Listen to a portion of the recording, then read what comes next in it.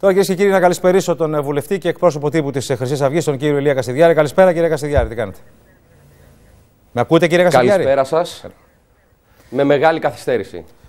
Θα προσπαθώ να κάνω σαφείς ερωτήσεις, ούτως ώστε να μην έχετε πρόβλημα με αυτή την καθυστέρηση. Κοιτάξτε, αποδεικνύεται πόσο δημοκρατικό είναι αυτό το σύστημα και ο ίδιος ο κύριος Καμίνης με το ότι δεν δέχτηκε σε καμία περίπτωση να συνομιλήσει μαζί του. Και με έχετε φέρει σε αυτό το στούντιο και δεν μπορώ να συνεννοηθούν μαζί σας. Είναι αναφέρω το δικαίωμα του.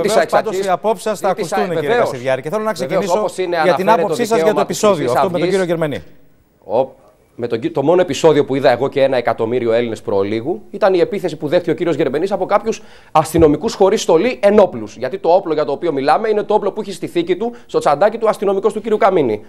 Αυτό είδαμε. Δεν είδαμε καμία επίθεση σε κανένα 12χρονο παιδί και σε κανένα δήμαρχο. Από λάθος, από άστοχη κίνηση, όχι ασκεμμένα προς Θεού, δέχτηκε το χτύπημα το κοριτσάκι. Και οι κάμερες έχουν καταγράψει μενόμενο γεγονός στον κύριο Γερμενή.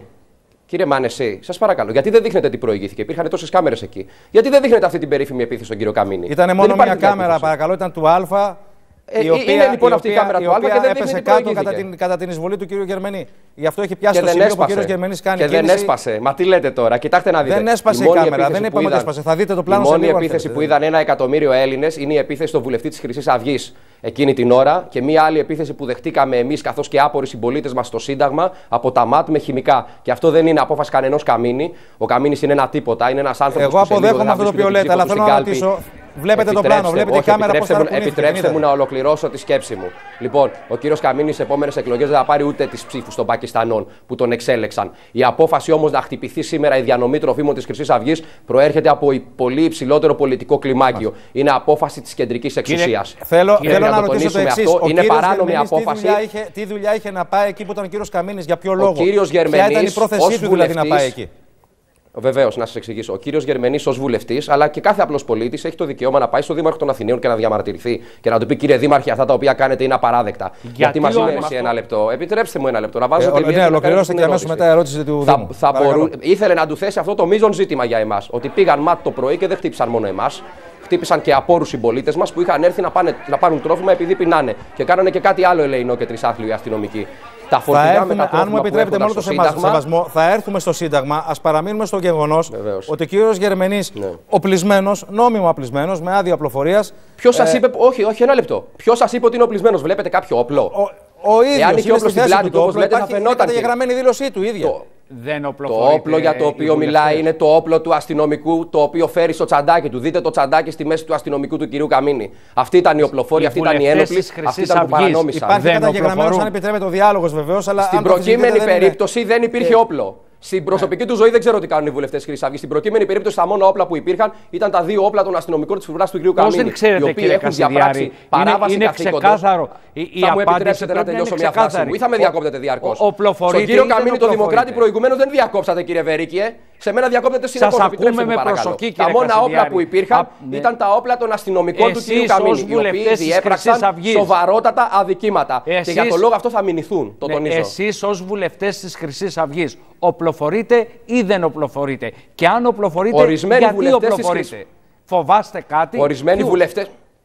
Θα μου επιτρέψετε επιτέλους? Ορισμένοι βουλευτές Χρυσής Αυγής έχουν άδεια οπλοφορίας διότι η κρατική ασφάλεια μας έχει ενημερώσει πως είμαστε στόχοι τρομοκρατικών οργανώσεων. Σύμφωνα με υποκλοπές από κινητά τηλέφωνα τρομοκρατών. Σας κάλυψα, στην προκείμενη περίπτωση ο κύριος Γερμενής δεν οπλοφορούσε. Οπλοφορούσαν οι αστυνομικοί συνοδοί του Καμίνη, οι οποίοι εντελώς παράνομα επιτέθηκαν στο βουλευτή μας. Θα μηνυθεί και ο Καμίνης ως ηθικός αυτούργος και οι ίδιοι αυτοί για παράβαση καθήκοντος και θα τρέξει άμεσα η αυτόφορη διαδικασία. Όσον αφορά τη βουλευτική ασυλία, εμάς δεν μας καλύπτει καμία βουλευτική ασυλία. Εμένα προσωπικά μου έχουν κάνει άρση 3 φορές.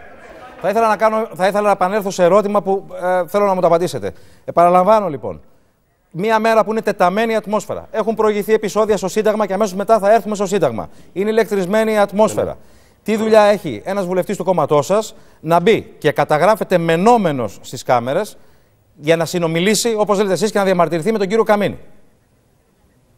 Είχε το δικαίωμα ως πολίτης και ως βουλευτής να διαμαρτυρηθεί. Μενόμενος φαίνεται να είναι τη στιγμή που δέχεται επίθεση. Και εσείς, αν δεχτείτε επίθεση από αστυνομικούς οι οποίοι μάλιστα δεν φορούν στολή, είναι πολύ λογικό να αντιδράσετε. Αυτό δεν είναι επίθεση που μόλις είδατε στο πλάνο. Μενόμενοι.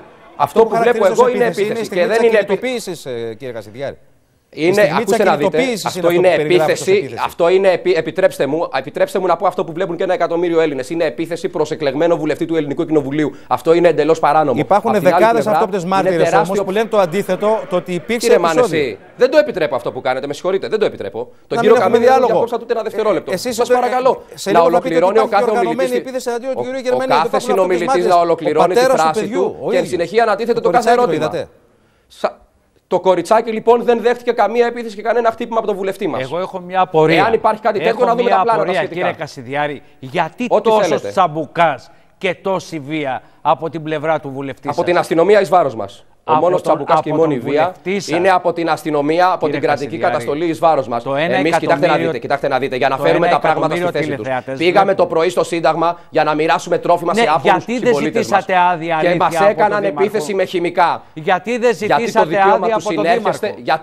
Γιατί αυτοί που πήγανε την Κυριακή στο Σύνταγμα από τις λαχαναγορές είχαν πάρει καμία άδεια? Έτσι γίνονται αυτά τα πράγματα, κύριε. Το δικαίωμα του συνέρχεστε που αναγνωρίζει στους Έλληνες πολίτες και στα πολιτικά κόμματα του Σύνταγμα.